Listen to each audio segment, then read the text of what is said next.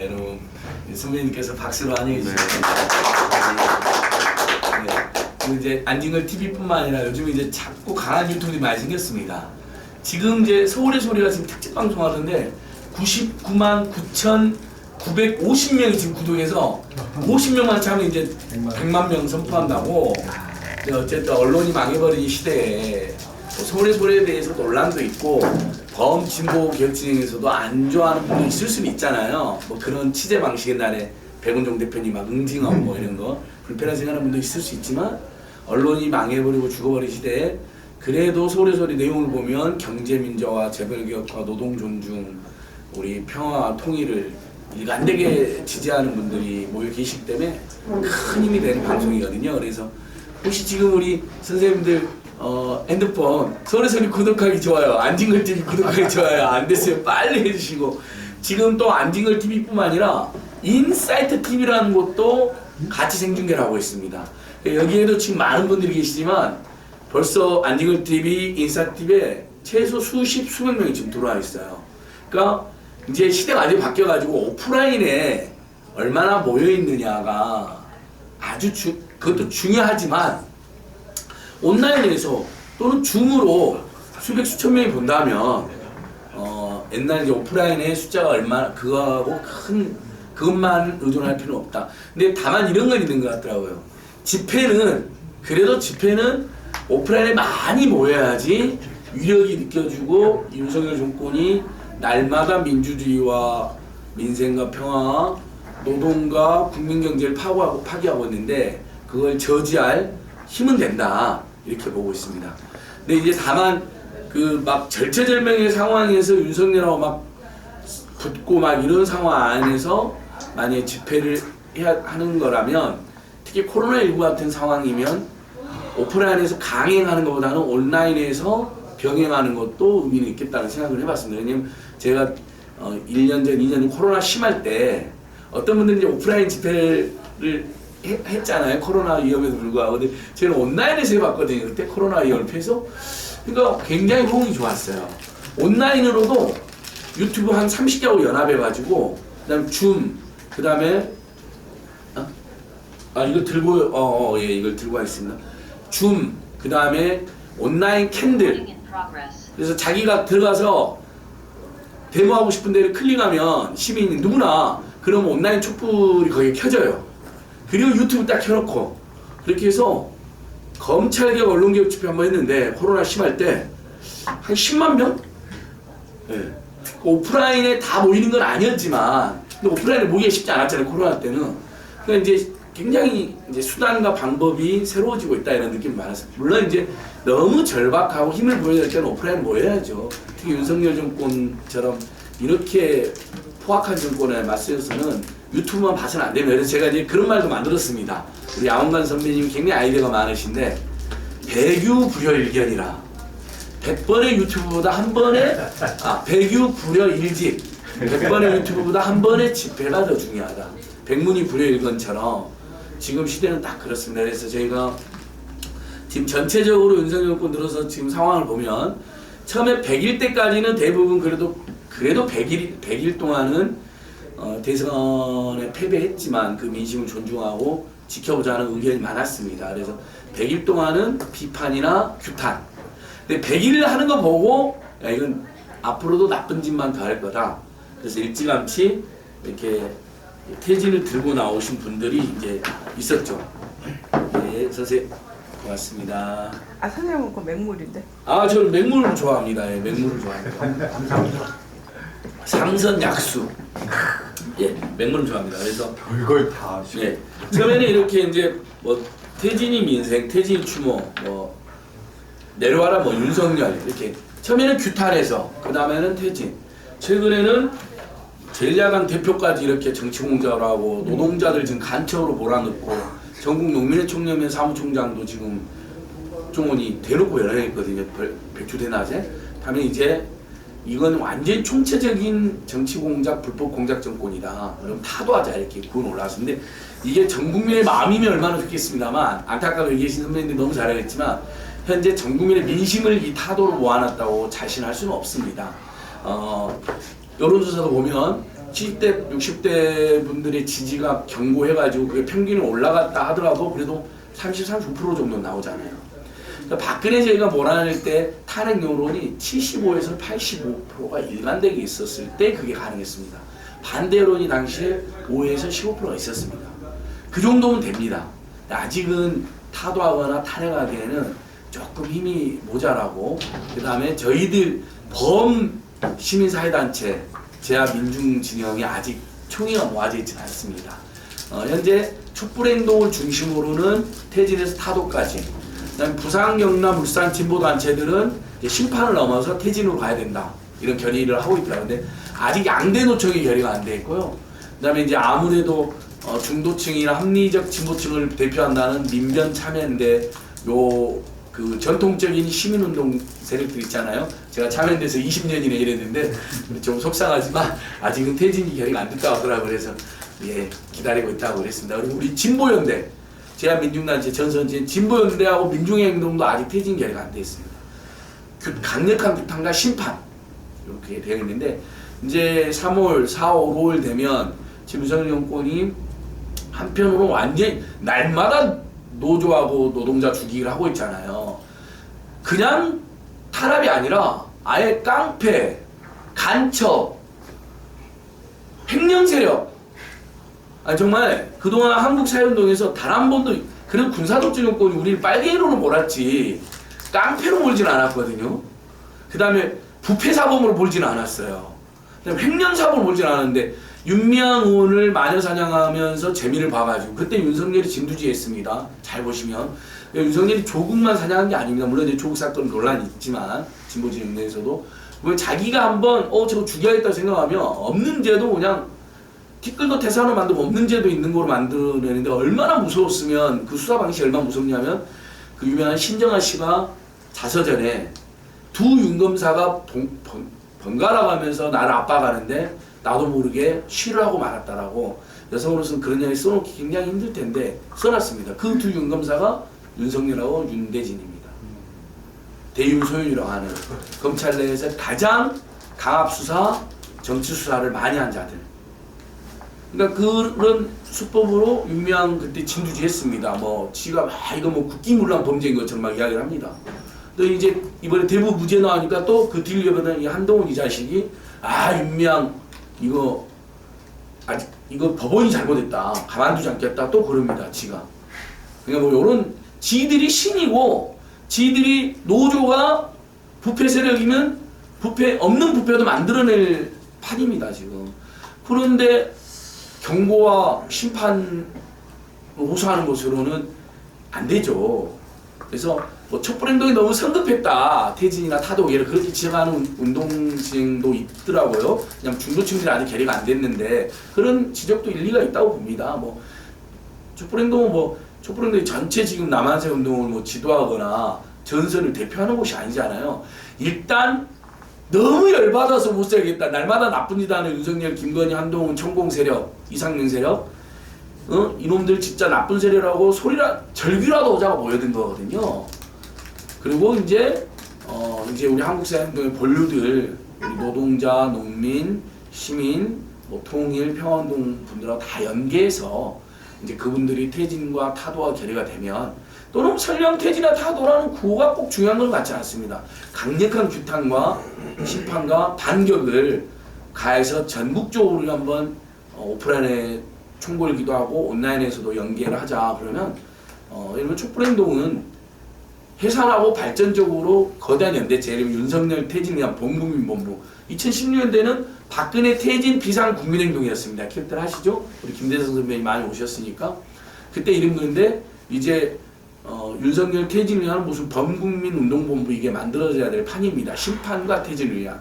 그러면 이제 촛불행동은 해산하고 발전적으로 그리 갈 수도 있고, 그냥 온오브댐으로 촛불행동이 지금까지 모아놓은, 지금 촛불행동 이렇게 되어 있거든요. 한 150개 시민사회단체와 그 다음에 한국사회운동은 최초로 유튜브가 연대체로 들어와 있습니다. 50개의 진보계 유튜브들이 들어와 있습니다. 큰 유튜브들 아시죠?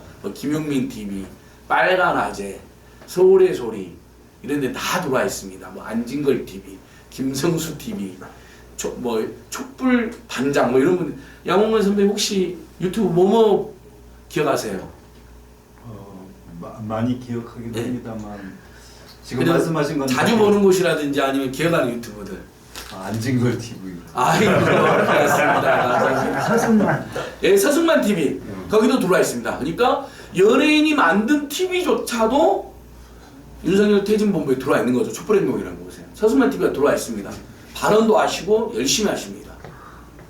본인이 국민대에서 25번 빠꾸를 당하면서 박사를 겨우 땄는데 김건희가 너무 단숨에 따가지고 부끄러워서 못 살겠다고 국민대에서 직접 1인 이슈도 하시고, 그러니까 이게 촛불행동이 좀 나아진 점입니다. 뭐 여러 문제점과 부족한 점이 있고 전체 사용동의 촌을 못 모을 한계는 있지만 처음으로 박근혜 퇴진 비상국민행동 때문에도 유튜브가 그냥 촬영만 했지 운동의 주체로 들어오지는 않았습니다. 근데 지금 50개 대중소 규모의 유튜브가 다 연대기에 들어왔는데 이러면 서울의 소리 같은 경우는 자체적으로 집회를 해도 몇백 명이 동원이 되는 것입니다.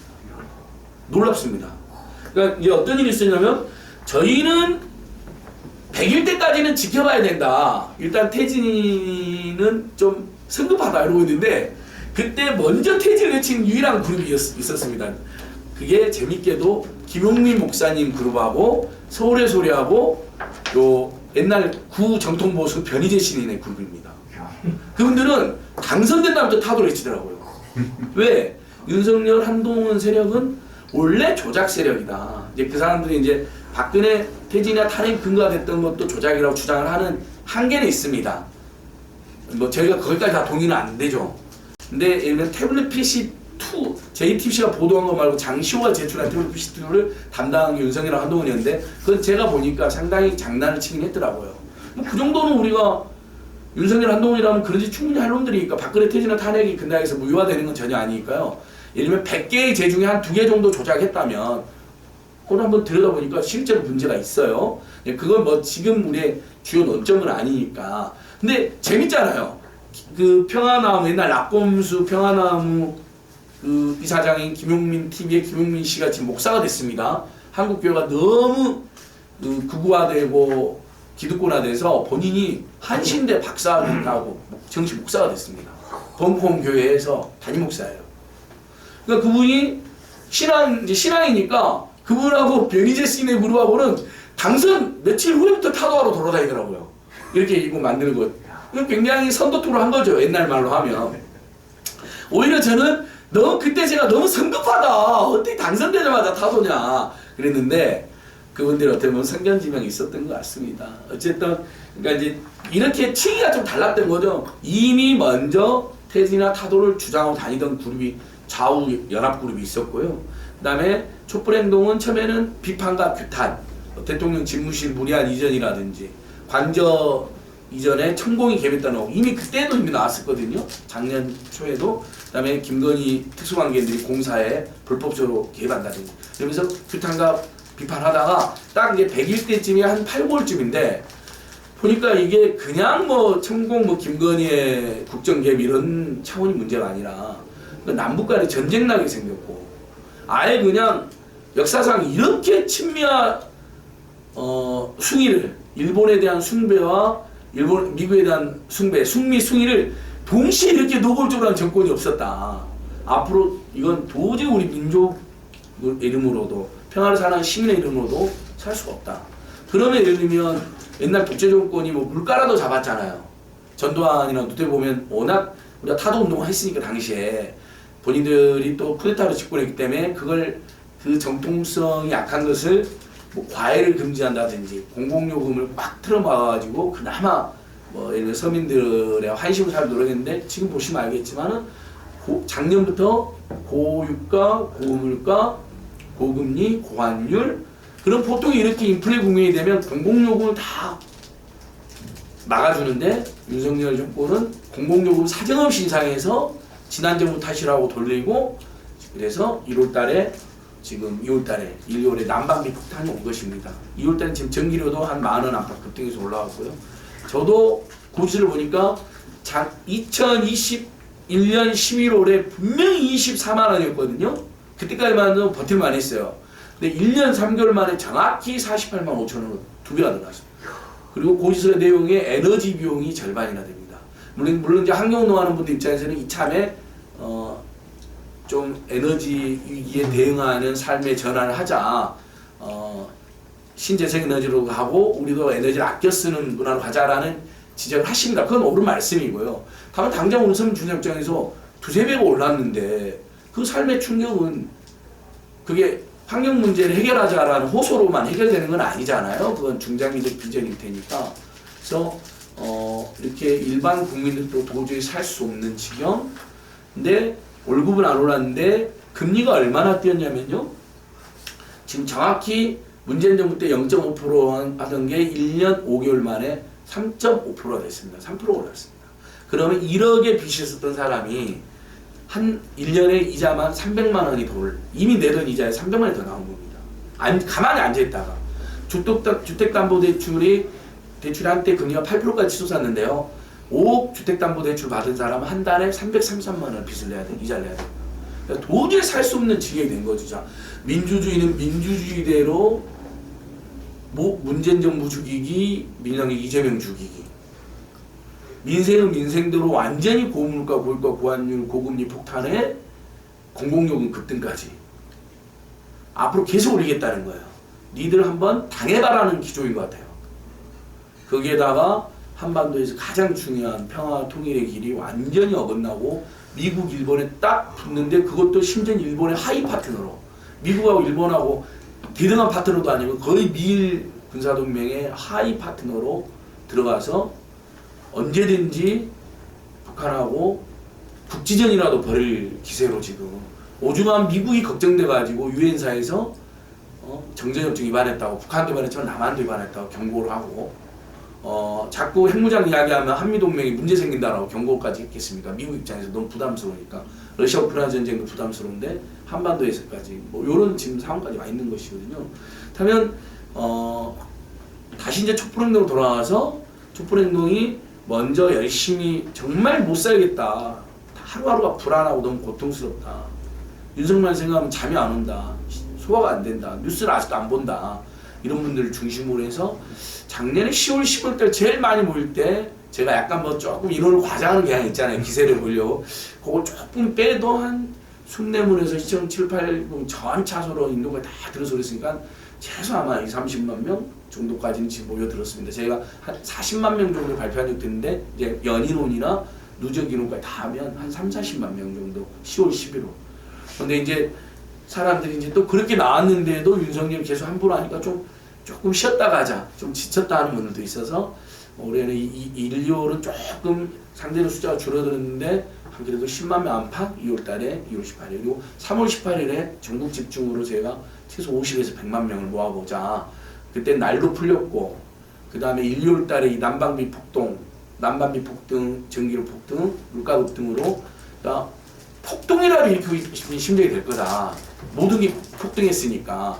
그 다음에 곽상도 무죄, 김건희 무조건 비호. 김건희가 지금 완전 절대 성역이잖아요.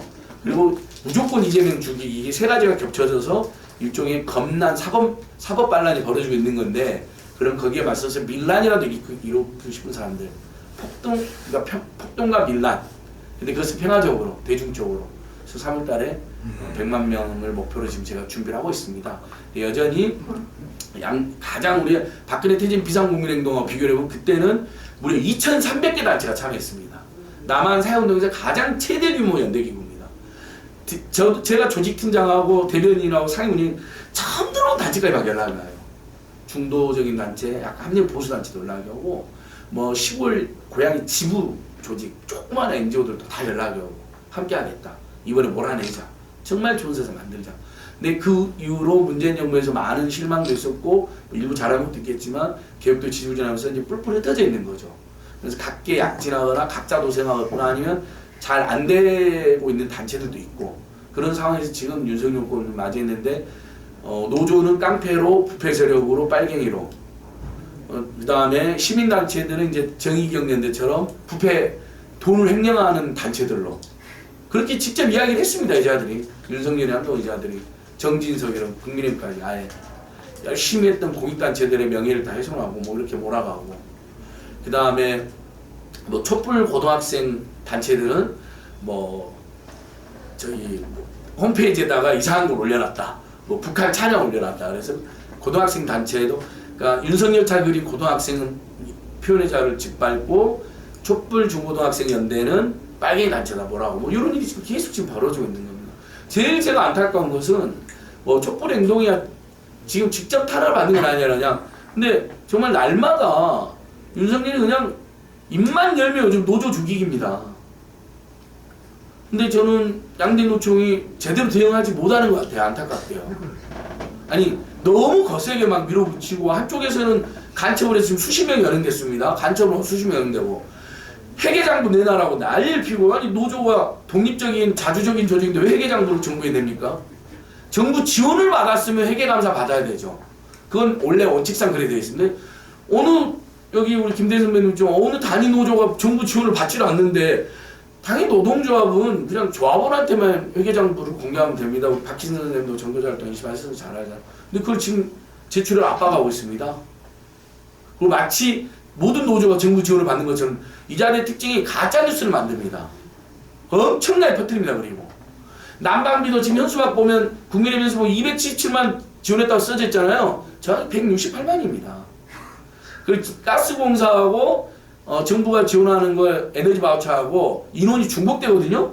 그것을 제하지 않고 합쳐서 266만 원 뻥을 치는 겁니다. 대놓고. 진짜인 줄 알아요 사람들이.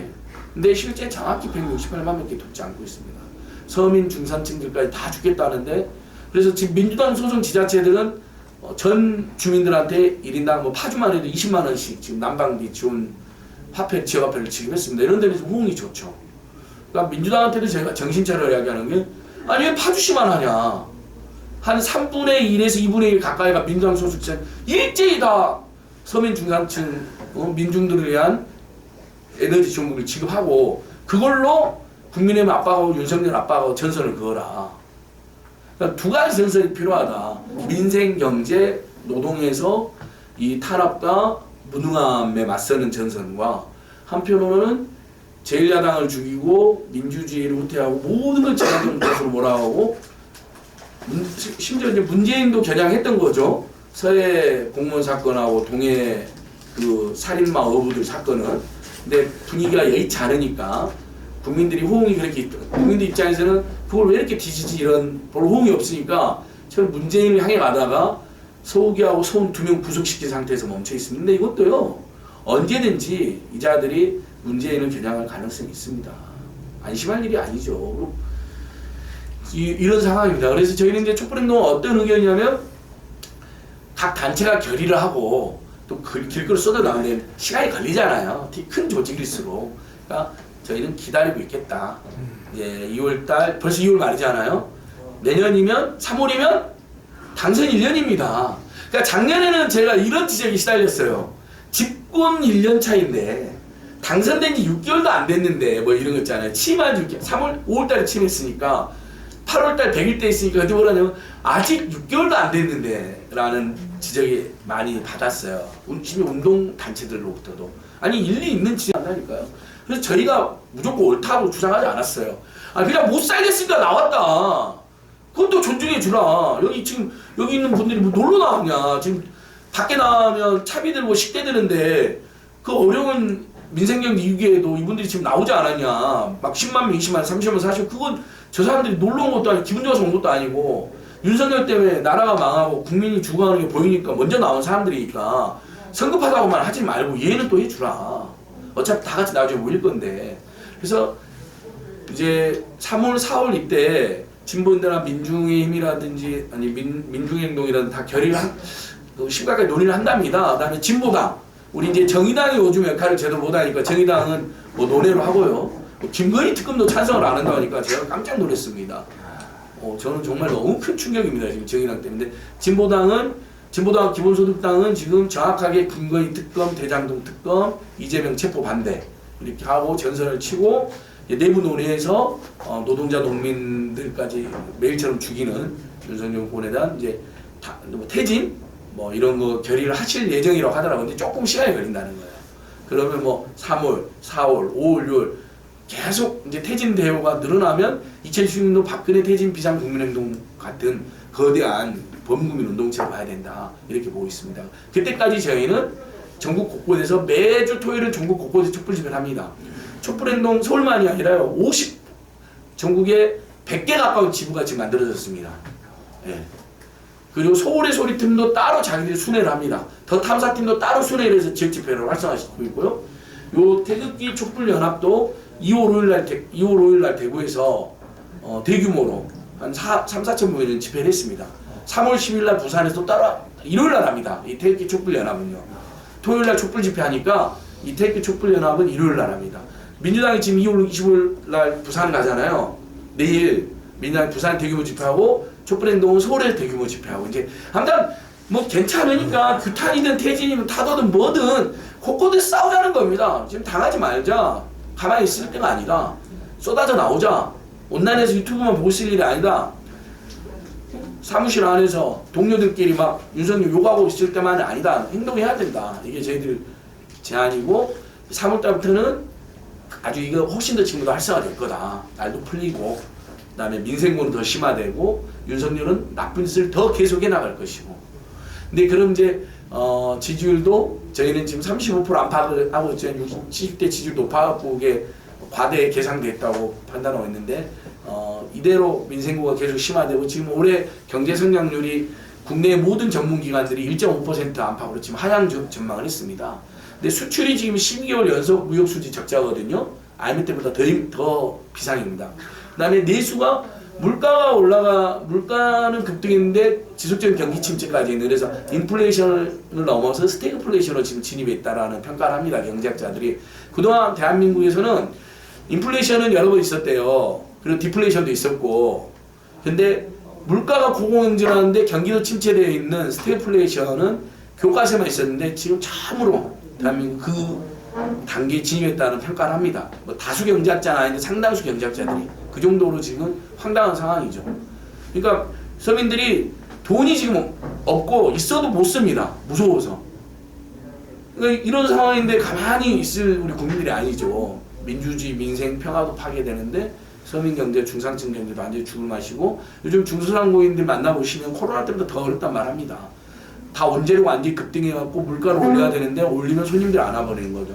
지금 그래서 서민들의 삶도 실제 보면 얼마나 재밌냐면 요즘에 작년 상반기에만 당근마켓에 600만 명이 가입했어요. 중고 물품 거래소. 왜냐면 한 푼이라도 팔고 한 푼이라도 아껴 사고. 그다음에 청년들하고 서민들 사이에서 무일푼 챌린지라는 게 유행을 합니다. 돈 한 푼 안 쓰고 일주일 살기. 웬만한 거리 걸어다니고 냉장고나 부엌을 뒤지면 유통기한 지난 음식들이 있습니다. 꼭 있잖아요.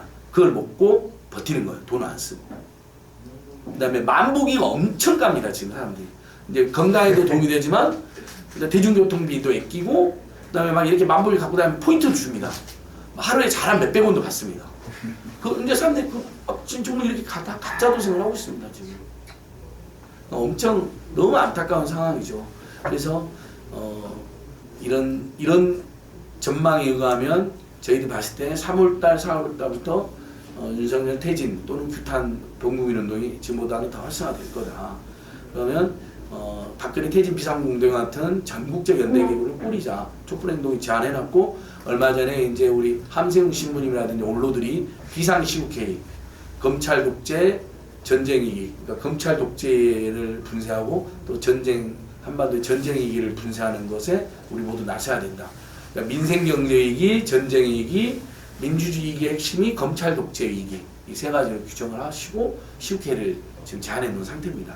아직은 다 마음이 모아져 있지는 않습니다. 보시면 여기 계신 분들이 사회운동 같이 관여하시니까 저보다 더 잘하실 텐데요. 다 요즘 고민이 제각각이긴 합니다. 근데 어떻게 했습니까? 지금 이렇게 각계가 격파당해서 다 죽느니 빨리 모여야죠. 그렇게 제안하고 있고요.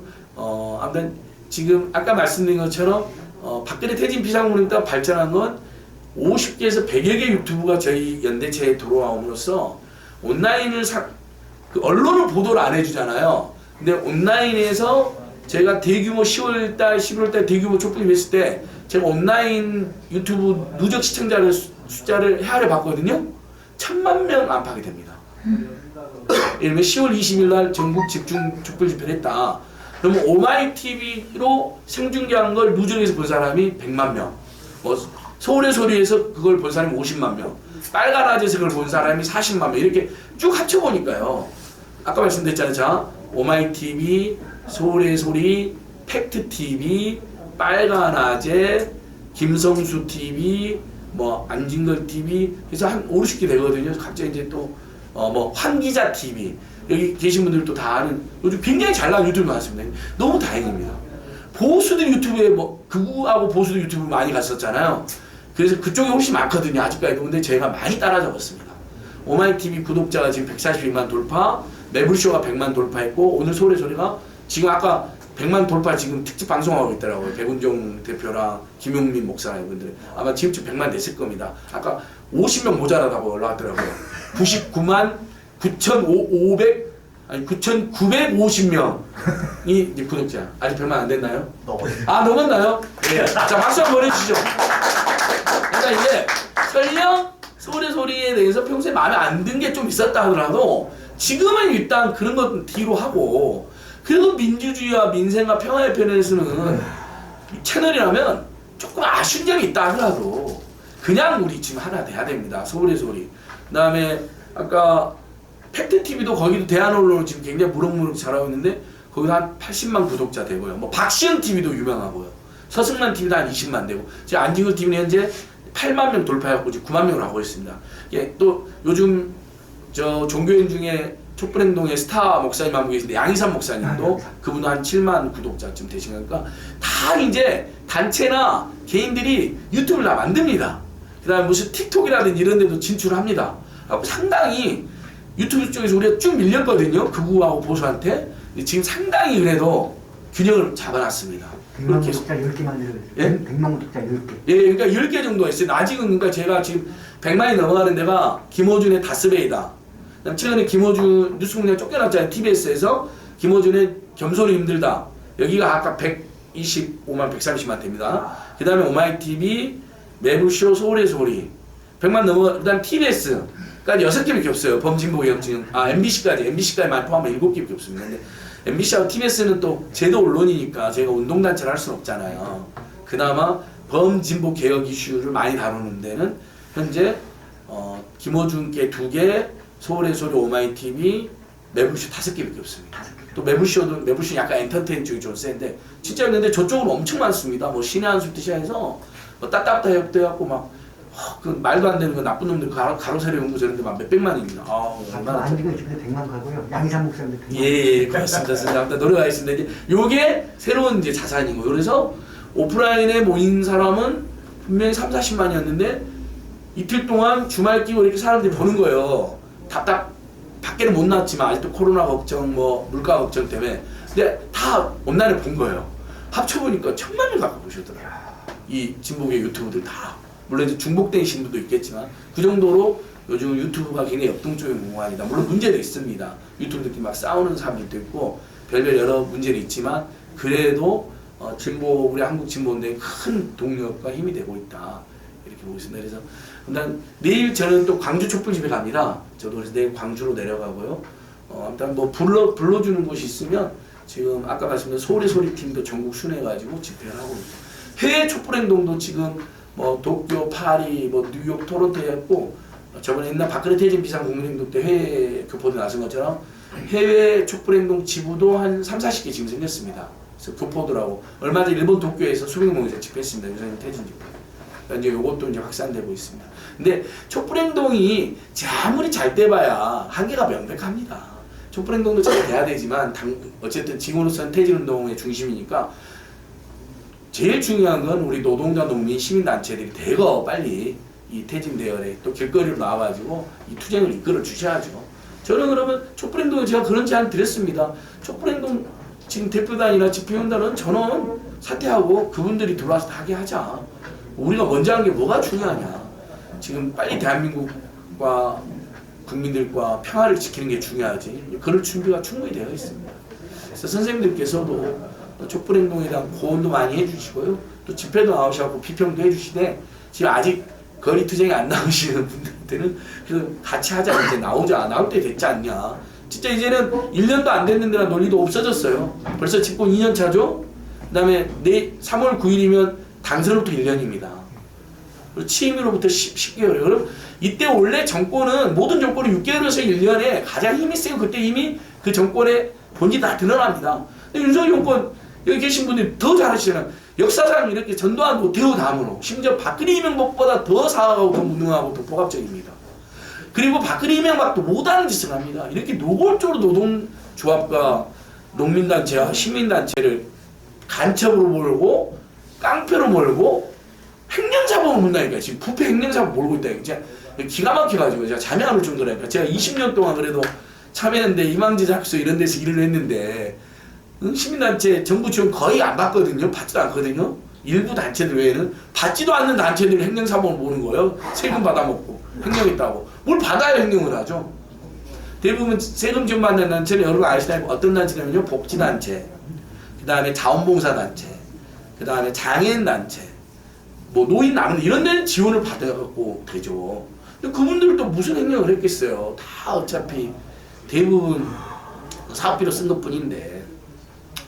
그래서 제가 이제 요 정도 오늘은 이렇게 브리핑 좀 드리고요. 선생님들께서 또 자유롭게 이야기 주시면 제가 이렇게 같이 감히 질의응답보다는 우리 선배님들 또 선생님들과 같이 약간의 토론, 제가 토크를 조금 더 하겠습니다. 예, 감사합니다. 일단 박수로. 역시 우리 선생님께서 워낙 촉각을 곤두세우기도 하고 시간이 또 한계돼서 말씀이 굉장히 빠르시죠. 네. 네, 우리 안진걸 TV로 지금 많이들 보고 계시나요? 네. 몇 분이나 들어오셨어요? 제가 한번 볼까요?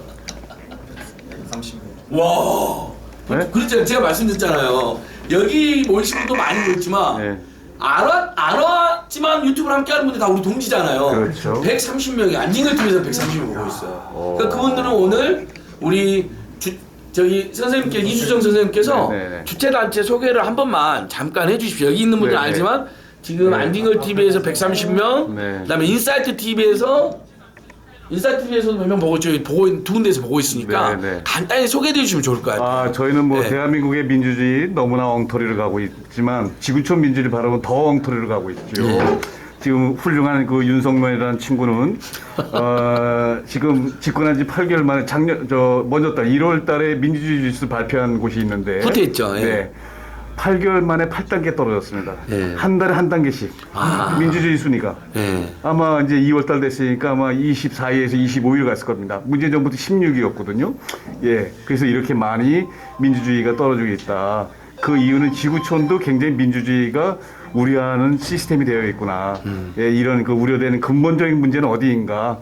이것을 분명히 우리는 이 방송이니까 말씀드리기 뭐하지만 아무튼 이런 근본적인 문제도 우리가 고민해야 된다. 예. 그래서 선생님네 조직이 예, 더 나은 삶을 위한 정책연합당이고요. 정책연합당은 네, 대전한 가칭, 전국연합. 예, 네, 대전환의 뜻에 가치에 동의하는 모든 단위들이 모여서 함께 이 포럼을 좀 진행하고 있습니다. 직접민주주의연대도 그중 한 단체고, 그러니까 여러분 굉장히 귀한 단체들이 모여 계신 거예요. 안진걸 TV나 인사이트로 지금 보시는 분들, 대전한 전국연합이라는 네, 가칭. 네. 가칭 대전한 연대기구에 전국연합, 예. 여러 단체들이 참여하고 있는데 직접민주주의연대도 있고 통일당 준비위원회도 보이고 기본소득운동본부도 보이고 그러니까 여러 가지 아무튼 지금의 한국 민주주의의 위기를 극복하고 안녕하세요. 어서 오십시오 선생님. 대전환을 하자. 민주주의와 인생과 평화를 위한 그런 문제의식을 가지신 분들 같아요. 예. 아무튼 선생님 이제 질의응답이나 대화 네. 예 말씀하세요. 광주는 무슨 단체에서 이렇게 초청을 해서 이제 그 촛불행동의 지부가 전국에 100여 곳 정도 결성됐다 했잖아요. 광주 촛불행동에서 내일 집회를 크게 합니다. 2월 55일에. 그래서 광주 문화의 전당에서 해서 내일 이제 제가 발언하러 이제 초대를 받아 가는 겁니다. 장기표 씨나 이런 사람들하고는 이렇게 소통을 좀 합니까?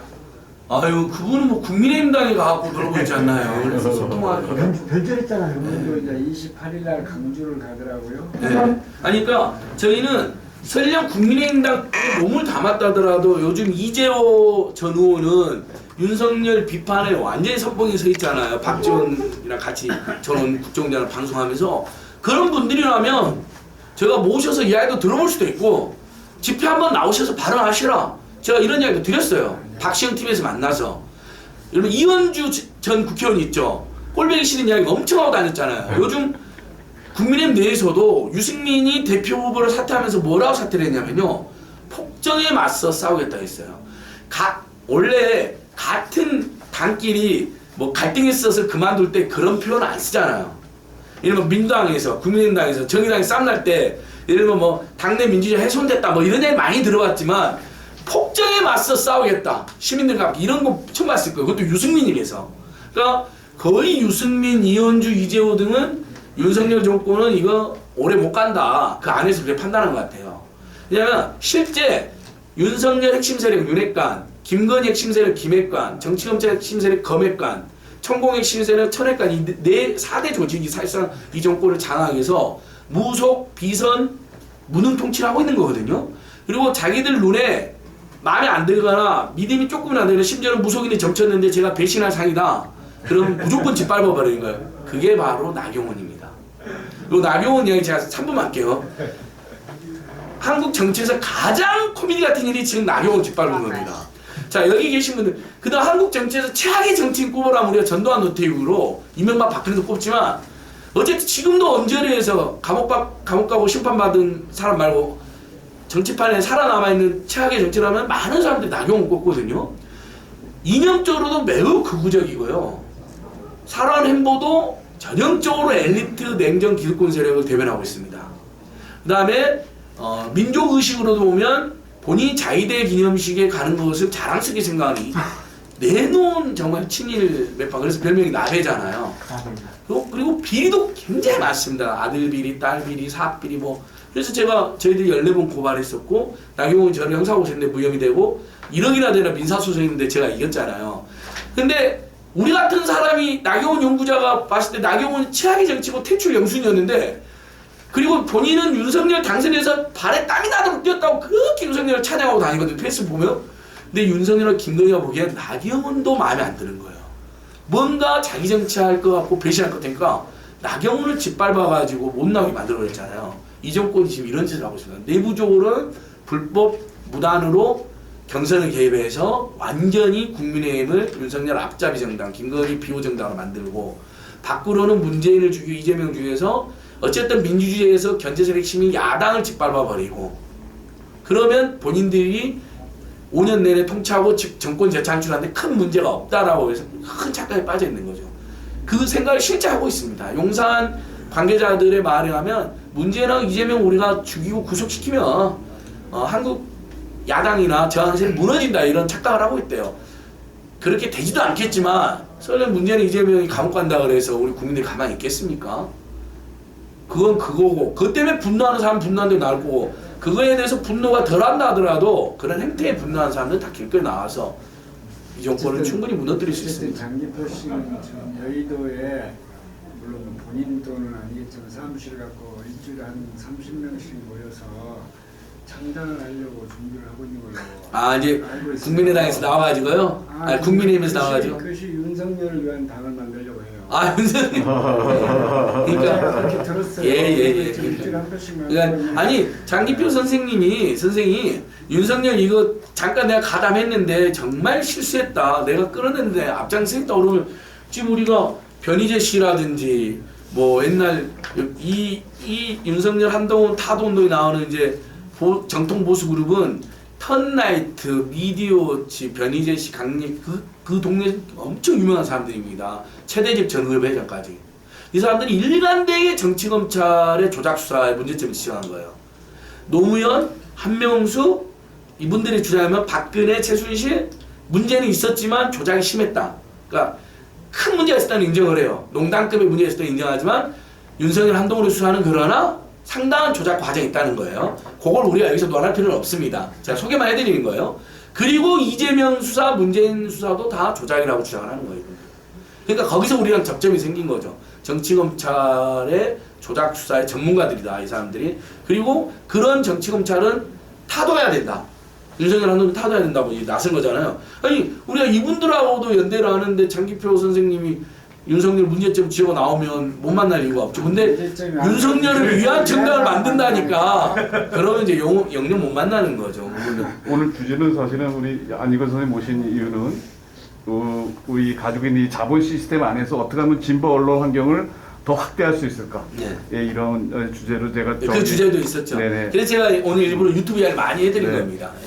그리고 우리도 유튜브를 만들어야 됩니다. 그렇습니다. 네. 아니 이수영 선생님도 네. 작가도 유튜브를 만드십시오. 네네. 그럼 꾸준히 하잖아요. 네네. 그러면 독자가 생기고 심지어 후원도 네네. 이게 시민단체 후원은 우리가 은행 가서 CMS를 해야 되잖아요. 만 원씩 네, 되는 거. 네, 네. 유튜브는 후원도 훨씬 쉬워요. 그렇죠. 보다가 마음에 들면 슈퍼챗도 보내고 거기 계좌 보이면 그 자리에서 온라인도 송금하고 굳이 뭐 한 달에 만 원씩 제가 참여했는데 사무치자를 했잖아요. 맨날 하루 종일 하는 게 사람들한테 전화해갖고 한 달에 만 원씩만 보내주세요. 계좌번호, 주민번호 이렇게 달라고 그 CMS 하려면 그게 있어야 되거든요. 그다음에 그게 이제 까다로워져갖고 음성 녹음도 받아야 돼요. 그거 동의한다라고. 은행에서 그거 안 해주면 돈을 출금 못하게 합니다. 그 사람 동의 음성을 달라고. 요거 저 진짜 하루에 몇 번씩 맨날 전화해갖고 참여연대 15,000명 회원 만들어놨는데 그게 20년 걸렸거든요. 근데 보니까 뭐 김호준의 최근에 겸손이 힘들다. 단박에 125만 명 회원 모으고요. 뭐 하루에 막 1억 벌어버리던데요. 저희는 1년에 1억 벌이는데 20년 걸렸는데. 그러니까 유튜브나 이 앞으로 뭐 그다음에 뭐 쇼츠 프로그램 하잖아요. 유튜브 쇼츠, 뭐 릴스라 해서 틱톡이 짧은 영상 있거든요. 이 시장을 예, 우리가 적극적으로 진출하자는 거죠. 네. 예. 마다할 필요가 없다는 겁니다. 네. 어차피 언론은 망했고 앞으로 한국 언론은 살아나기 어렵습니다. 맞습니다. 건설 더 악화됐어요. 네. 건설 자본이 다 들어갔습니다. 네. 지금 서울신문 보세요. 호반건설이 장악해가지고 완전히 망했습니다. 기자들 다 도망 떠났고요. 거의 떠나고. 다음에 우리가 민들레 같은 시민 언론을 만들어야 됩니다. 전통적 의미에서 한겨레 경향신문도 예전 같지 않고 비판 받으니까 네. 차라리 민들레, 탐사 보도를 뉴스타파, 그다음에 박근혜 최순실 국정농단 특정태됐던 이진동 씨 등이 만든 뉴스버스, 거기도 요즘 정치검찰 전문가 돼갖고 계속 특정 보도 냅니다.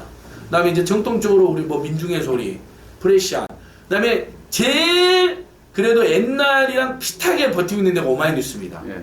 그리고 오마이뉴스가 오마이TV를 잘 키워갖고요. 구독자 141만을 돌파했습니다. 제일 지금 잘하고 있습니다. 저희 투쟁하는 거, 뭐 노동자, 뭐 촛불 집회, 오마이TV가 대부분 생중계합니다.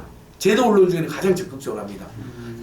글로는 민중의 소리가 열심히 쓰고 한겨레 경향은 요즘 안타깝게 안 보입니다.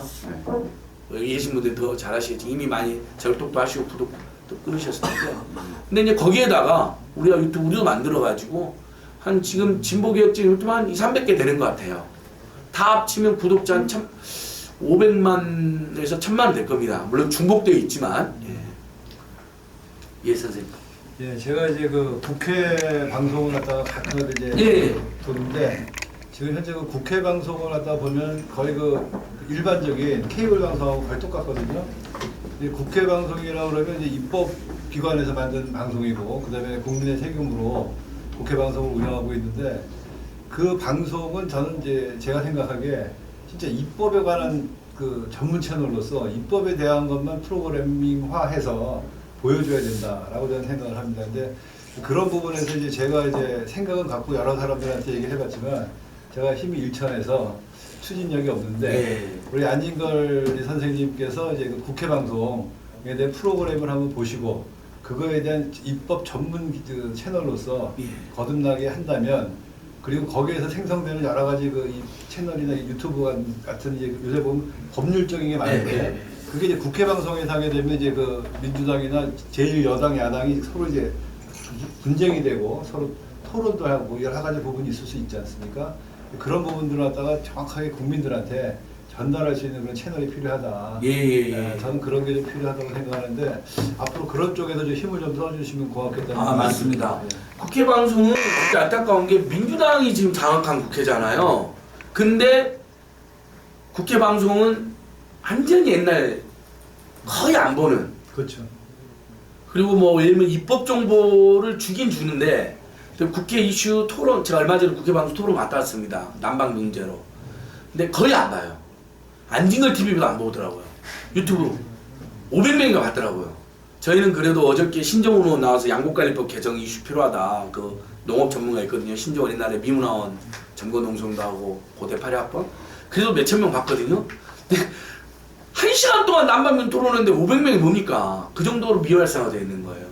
근데 방금 선생님 말씀처럼 민주당이 국회에서 국회 운영을 맡고 있을 때라도 국회 방송을 예를 들면 시민단체나 혁신단체들이나 공단체를 연합해가지고 그러니까 정말 국민의 뭐 예를 들면 노란봉투법이 무엇인가, 양곡관리법이 무엇인가, 안전운행이 중요한가, 택배기사들의 과로사를 막을 수 있는 법률은 무엇인가, 막 이런 걸로 특집으로 하면 사람들이 서서히 들어오지 않겠습니까? 당사자부터 시작해서 아예 그 주장하는 국회의원하고 예를 들면 택배노조 위원장과 같이 나와가지고 설명도 하고 가끔은 반대 토론도 붙이고 반대하는 사람이 있으면 와, 좀 오늘은 택배 과로사 막는 법안 토론이 있대, 설명이 있대. 내일은 양곡관리 그래서 사람들이 갈 거 아니에요. 우리 국내 중요한 예를 들면 난방비 폭동 문제에서 지금 아까 말한 윤석열 정권 168만 명 도와주고 입 딱 씻고 더 도와주는 건 포퓰리즘이라고 지금 공식적으로 이야기했잖아요.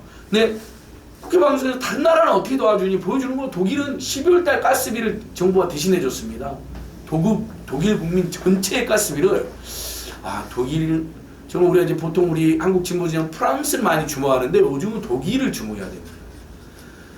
올해 작년 여름에 6월달, 7월달, 8월달 세 달간 12,000원, 우리나라 또 12,000원이면 9유로 패스를 줘가지고요.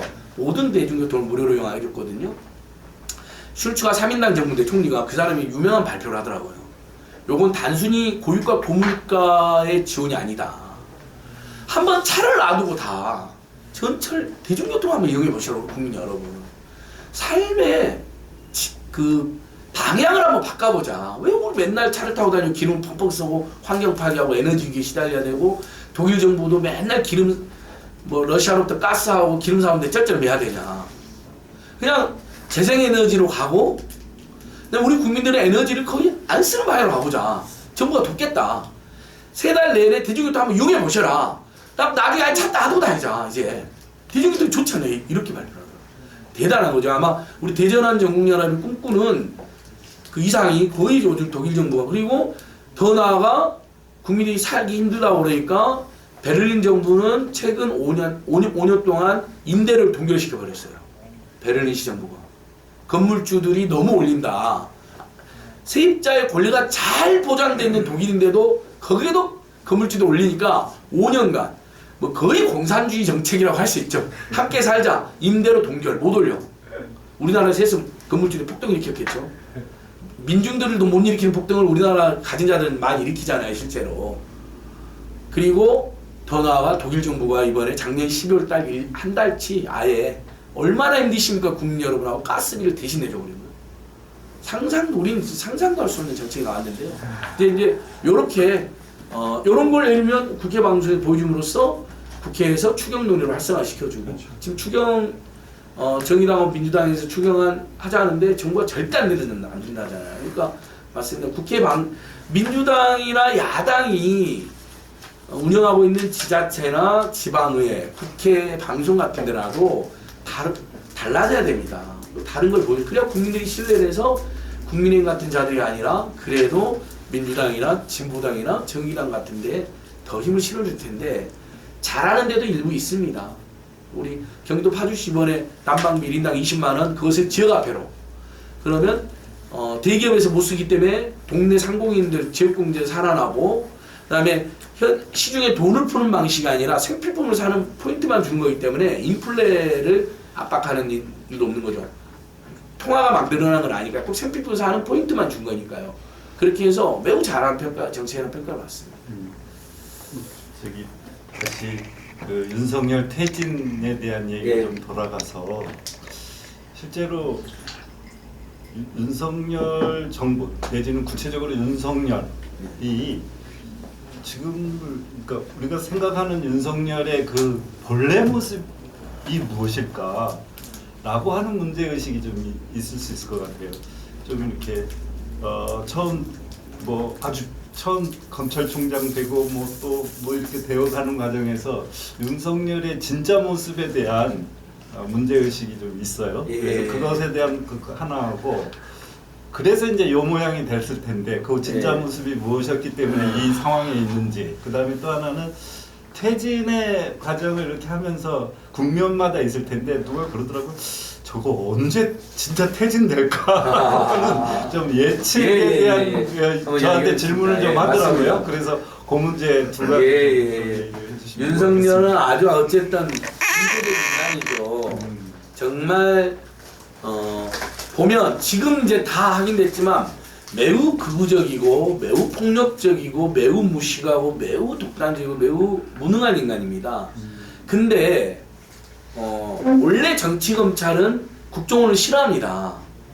옛날에 실제로 검찰이 안기부 밑에서 팍팍 기었잖아요. 안관 선배도 잘하시지만 실제 경찰한테도 꼼짝 못했죠. 영화 1987을 봐도 대공처장이 검사들 가지고 놀잖아요. 근데 이제 민주화의 산물로 경찰과 안기부 우리가 때려잡으면서 검찰이 그 자리에 우리도 모르는 틈에 자라났던 거죠.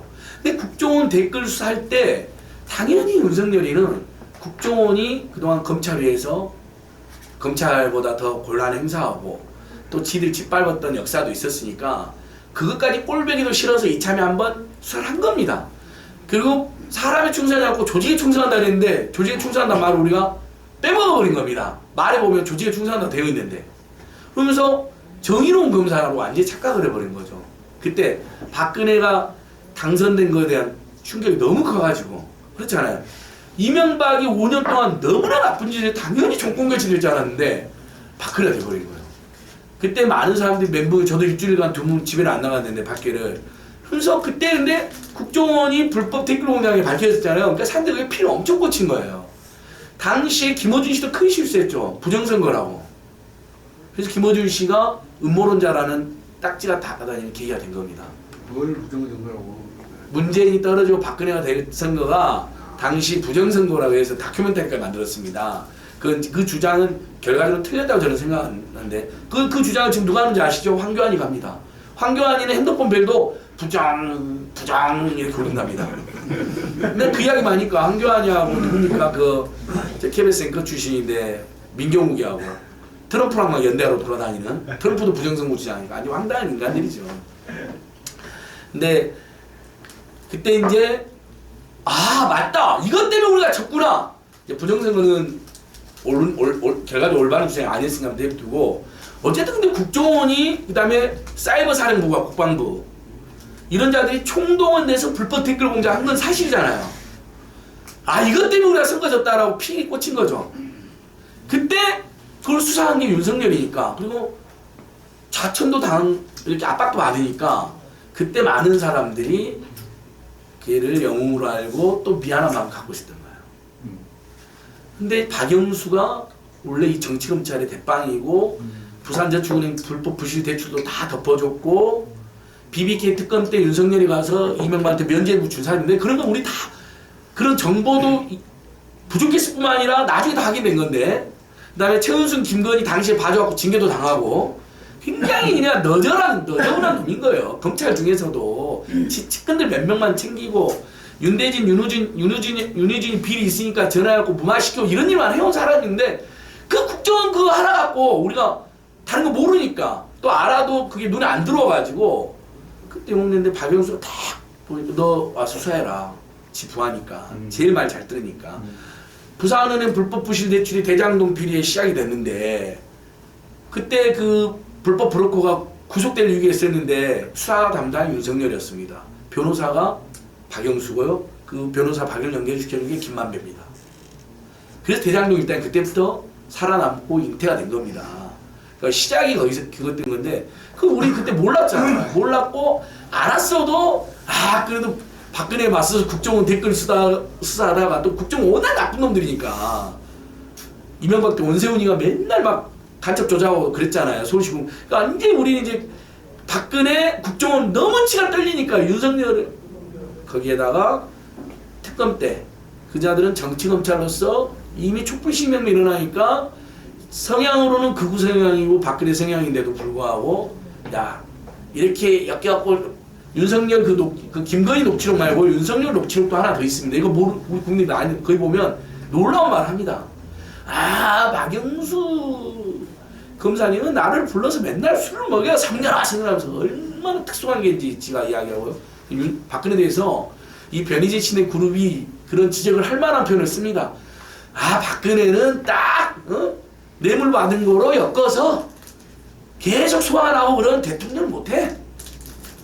마치 조작수상과 같이 진짜 윤석열 이야기한다. 이게 윤석열 육성이 녹음되어 있습니다. 윤석열 씨는 그거 아니야. 보석이 있어가지고 술 먹고 술값 다 집어라. 야 이건 이렇게 해. 예, 그렇죠. 그것도 맞고요. 근데 그 녹취를 사람들이 잘 많이 못 들었더라고요. 대선 전에. 윤석열 녹음이 누가 대화 참가했던 사람 녹음을 해놓은 건데 특히 박근혜 좋아하는 사람들이 그거 들어야 될 텐데 아직도 그러면 윤석열 주작수 했다 난리가 날 때 아무튼 그랬던 자고 근데 특검 때 수사하니까 아 국정원 댓글 때 응어리를 여기서 풀어서 박근혜하고 이명박을 감옥에 보내고 이재용하고 신동민도 감옥에 보냈네.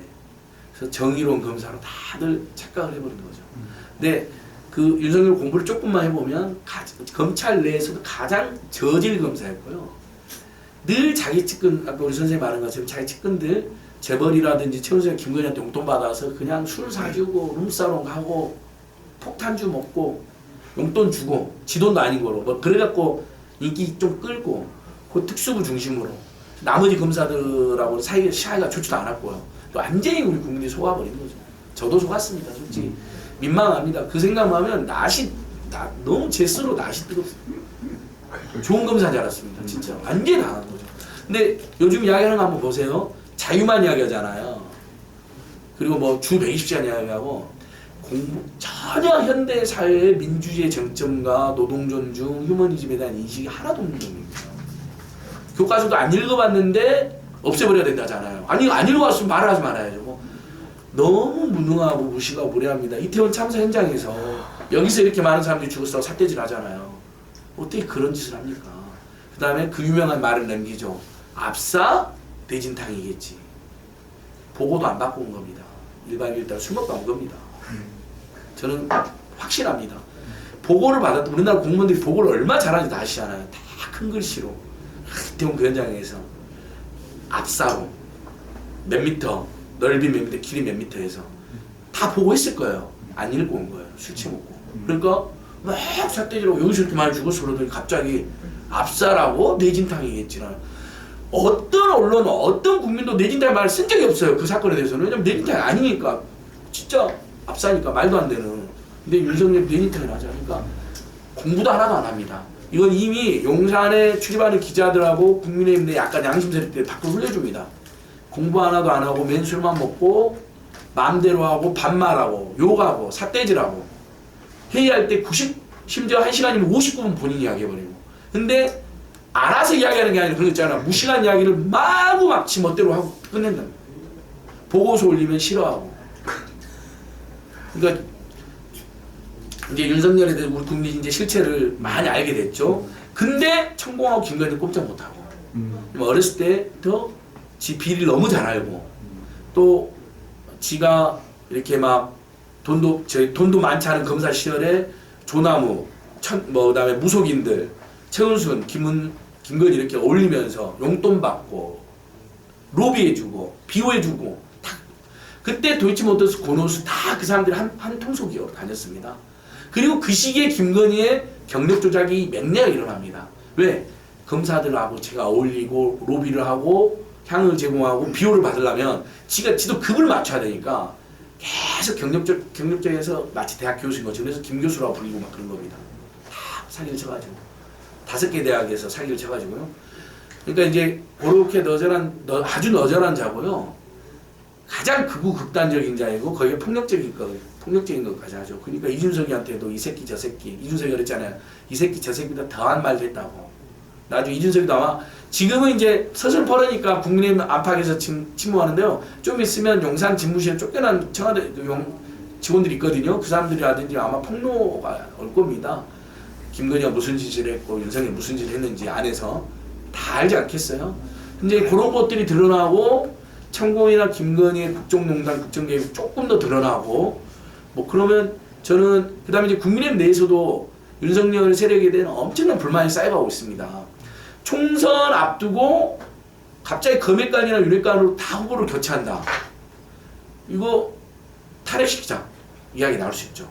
또는 총선 전에는 봉합이 된다 하더라도 총선 후에 지금 내려가면 지금 모든 여론조사에서 정권 심판론이 득세하고 있거든요. 총선 앞두고는요.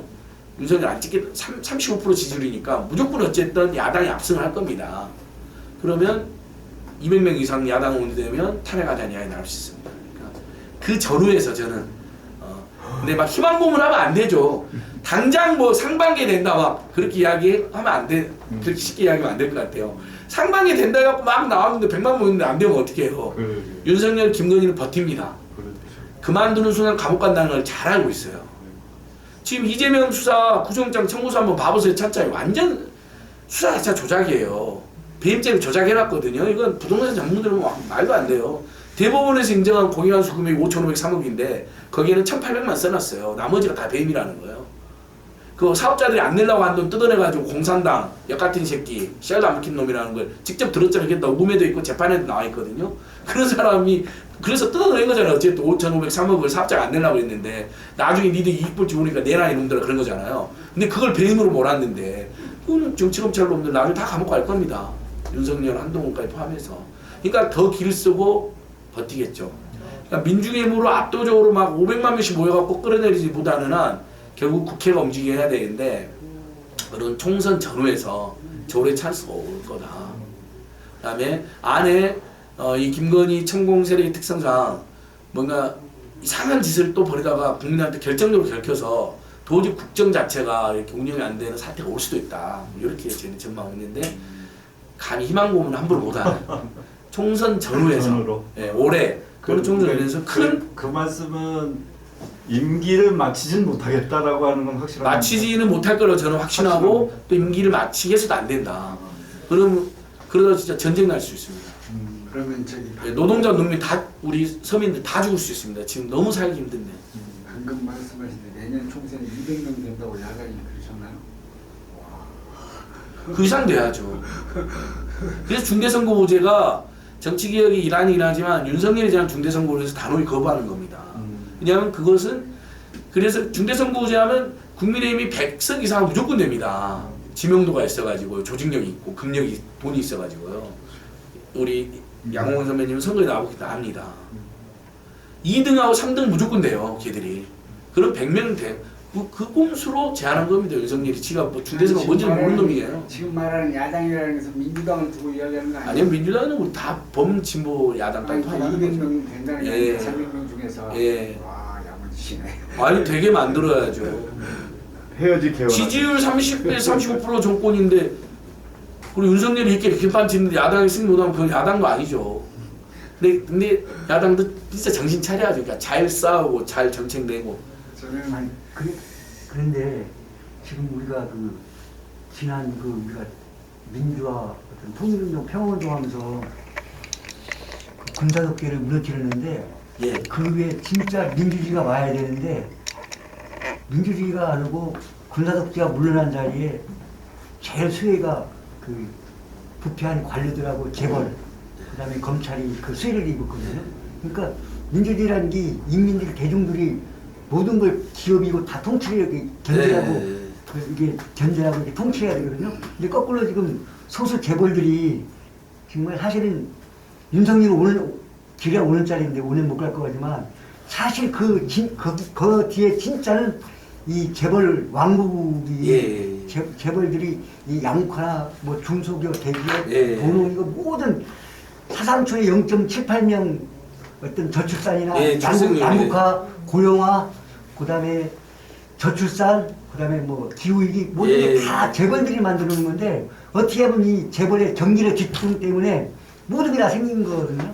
어떻게 보면 재벌을 개혁이 아니라 해체해야 되면 우리는 희망이 없다. 왜냐하면 문제가 생기면 맨날 똑같은 방식으로 하면 그 문제 해결이 안 되잖아. 아인슈타인이 그런 것처럼. 그럼 우리가 윤석열 이제 다 공감을 하는데 우리가 촛불 이후에 문재인처럼 다시 그렇게 실패하는 그런 혁명을 할 거냐. 그럼 혁명을 위해 어떤 나라를 개선된 나라를 만들 건가.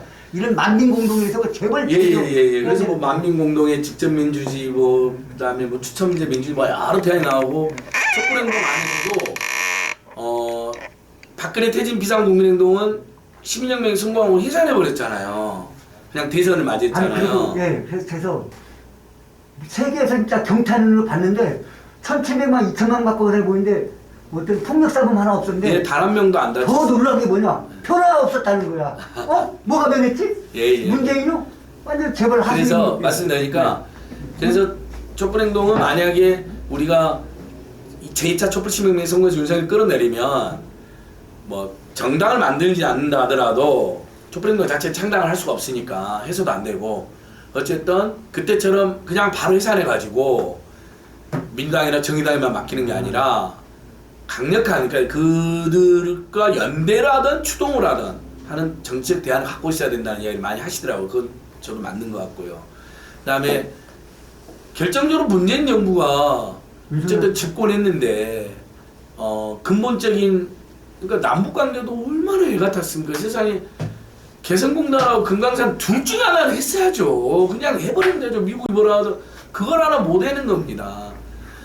신동민하고 이재용이 감옥에 갔는데 그 상징만 취하고 그것도 뭐 대단한 거죠. 한 번도 삼성이 한 번도 감옥 안 갔는데 이재용이 참으로 감옥 간 거니까요.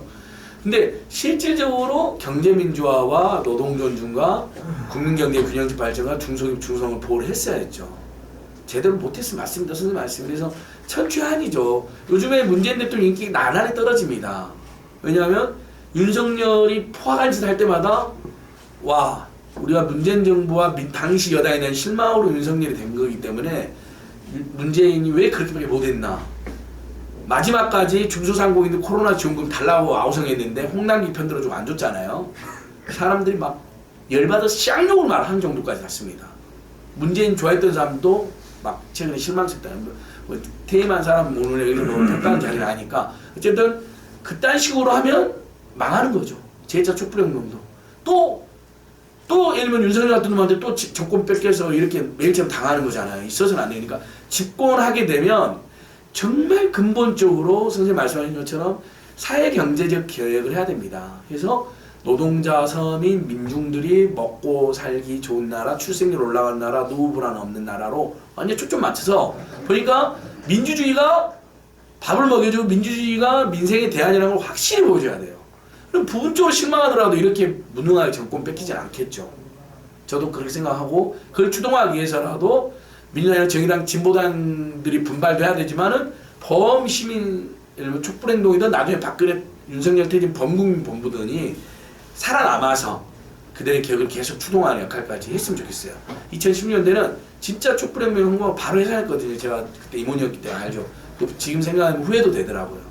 근데 이제 이렇게 또 고통스러운 경험을 바탕으로 저희들 성숙하고 그런 거니까 이제 2010년, 2017년대 촛불혁명의 성과와 한계를 저희들이 다 기선을 공유하고 있잖아요.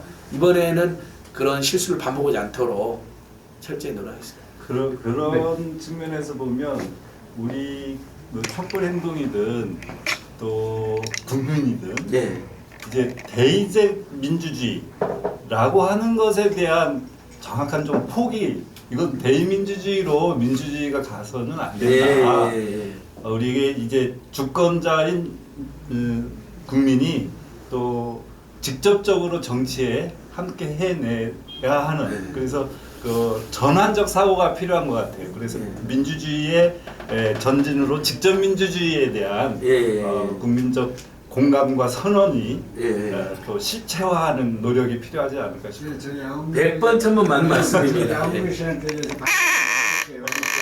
문제는 제가 그것을 싫어한다는 게 아니라 구체적인 방법을 제시해보니까 직접 오늘 선생님 그러니까 오늘 또 제가 지금 가야 돼서 네. 그러니까 실제로 촛불행동 안팎뿐만 아니라 제가 시민사회단체 전문가잖아요. 많이 다니잖아요. 뭐 참여연대에서도 18년 희망지석 1년반 그다음에 뭐 그동안 대규모 연대기구에서 실무를 제가 다 했잖아요. 보면 직접 민주주의 뭐 약간의 다른 방식은 뭐 추첨형 민주주의 그다음에 만민공동회 시민의회 뭐 다음에 이제 온라인 어차피 요즘은 AI나 온라인 모두가 들어있으니까 온라인을 통한 시민들 직접 참여 이런 이야기가 담론이 엄청 늘어났습니다. 2016년에 비해서요. 그래서 대안으로 지금 우리 국민발언 제도조차 없잖아요. 국회의원 소환조차도 없고 기초적인 직접민주주의 장치도 없거든요.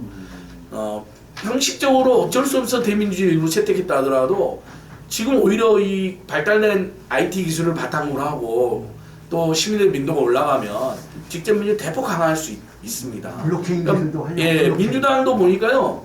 예를 들면 컷오프를 옛날에 중앙위원회에서 하잖아요. 지금 당원들 선거운동 하더라고. 컷오프를 컷오프하겠다.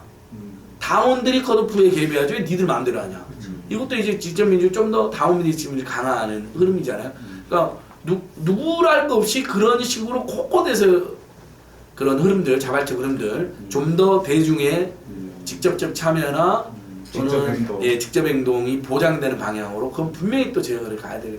저도 네. 함께 하겠습니다. 그다음에 저기 마지막으로 우리 PD님께 질문 하나 할게요. 아 우리 피디님한테 네. 구독과 좋아요. 그다음에 뭘 해야 저기 우리 그 진보 언론 환경이 도움이 될까요? 댓글과 알람. 예, 청년 유튜버를 앞장서서 청년 유튜브의 세계를 만들어가는 이분이 그 채백은 TV도 만들었고요. 아, 그 다음에 우유종 TV, 네. 서울 우유종 TV, 네. 그리고 안진걸 TV. 네. 최근에 임세은 TV도 이제 만드는데 와, 큰 도움을 주셨어요. 네, 네. 그래서 유튜브 전문가신데 네. 이제 구독하기, 좋아요, 알림 설정, 알림 설정, 댓글 달기, 댓글 후원하기. 달기. 한 말씀 잠깐 하십시오. 그다음에 영상은 4분 이상 봐야 되잖아요. 네? 영상은 4분 이상 봐야 또 돈이 들어오잖아요. 아니요 8분. 8분이에요? 8분을 해야 구독자 유튜브 잡히나? 입장에서는 8분짜리 그러니까. 영상이 돼야 이제 그게 수익이 날 수 있어요. 구경하는 사람 몇 분 이상 봐야 돼요? 2분 이상은 봐야 돼요. 2분 이상? 네, 2분 30초 이상. 2분 이상입니다. 네. 아 2분 이상 보면 구독으로 카운팅이 돼요? 네. 아니요 이제 이 영상이 조회수로 카운팅이 되죠. 조회수. 아 그러니까 조회수. 아 그러면 우리가 1시간짜리 찍었는데 2분만 보고 나가는 사람도 잡히는 거예요? 그렇죠. 아 그러니까 다 보신 건 아닐 수도 있네요. 네. 예, 그래도 2분이라도 받으시면 여러분 소리소리 100만 돌파했다 그러고 네. 인사이트 TV 지금 9천 돌파 좀 시켜주세요. 한 30명 남지 않았나요? 네. 지금 안진걸 TV로 보신 분들 인사이트 TV 가서 인사입니다. 인사이트 TV 가서 네. 9,000명 돌파시켜 주십시오. 네. 그리고 이 대전한 네. 전국연합 선생님들 꼭 기억해 네. 주시고요. 이분들이 이제 직접 민주주의와 정치에 관심 많은 이미 분들이 9,000명 돌파했어요. 아 인사이트 TV도 9,000명 돌파했답니다. 와. 그러니까 요즘에 작지만 네. 어쨌든 민주 민생 평화와 함께하는 세력들을 어떻게든 키우려고 네. 저도 안진걸 TV도 민생경제연구소 노력하고 있어요. 제가 이제 또 가봐야 돼가지고 선생님 원래 1시간만 한다는 꽤 시간 지났죠. 우와. 예. 그래서 사실은 오늘은 1시간만 하시고 가셔야 된다 그랬는데도 이렇게 긴 시간을 거의 2시간 가까이 지금 있습니다. 네. 그래서 우리 민재경제연구소 소장님의 그 강의에 감사한 마음으로 박수로 감사합니다. 마무리하겠습니다. 고맙습니다. 네, 선생 끝나고. 예.